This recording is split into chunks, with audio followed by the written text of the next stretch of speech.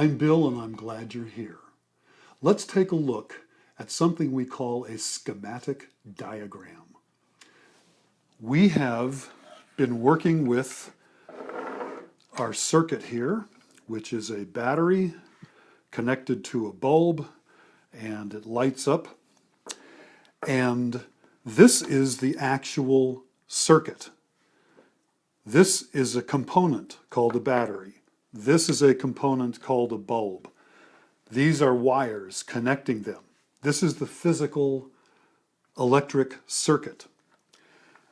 But oftentimes when we're working with electricity, the circuit that we're working with is much more difficult to see than this one. It's contained in a circuit board, or it's very complicated with lots of wires going around. And so we use something called a schematic diagram, which is something that you draw on paper with a pen or a pencil, or you print, just like in a book. And you can think of it as being a little bit similar to a map. A map is something that you use if you're driving or you're hiking, and it can show you on a piece of paper something about the roads or the trails. And a schematic diagram is similar. What you have, instead of drawing a trail or a road, for each of the electrical components, we have what we call a symbol. For a battery, the symbol looks like this. And it's a little bit of a cartoon. You might wonder, where'd they come up with that? Well, the inside of a battery is actually a number of plates that are parallel with a little space between them, and they're made of different metals, and the positive end of the battery is connected to alternating plates, and the negative end is connected to the remaining plates. And so this little cartoon-like symbol looks a little bit like that. And back in the early days, when batteries probably were plates in a bath of liquid on the tabletop, that looked pretty good. Our other component here is an incandescent bulb. And the symbol for that is usually this.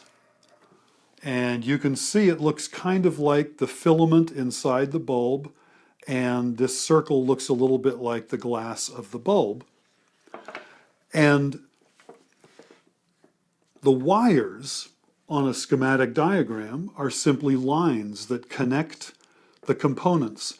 You'll notice that each of these components has two lines that end, and those are the terminals of the component. I believe on the battery, the end with the shorter plate is the positive end, but quite frankly, I have to admit, I always get that mixed up. So I like to put a plus sign there, and that tells me when I'm making a diagram, that is the positive end of the battery.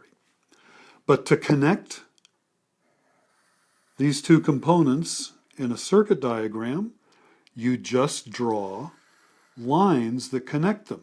And these lines represent the wires.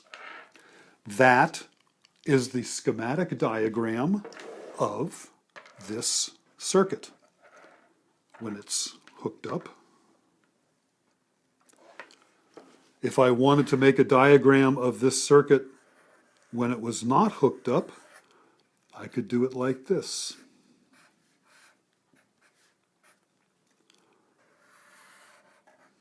That end is hooked up, and I could leave a gap there that would mean to me I don't have a connection.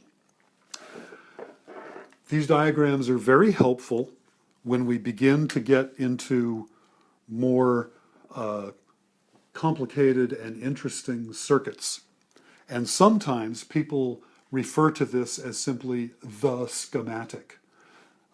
Its official name is schematic diagram, but it's a very useful thing, and we will learn more about these as we go. And as we begin soon to look at more kinds of electric components, each one will have its symbol, and we'll look at that symbol as we look at the component, and you'll be learning how to make diagrams of all kinds of circuits. AstuteKidDotCom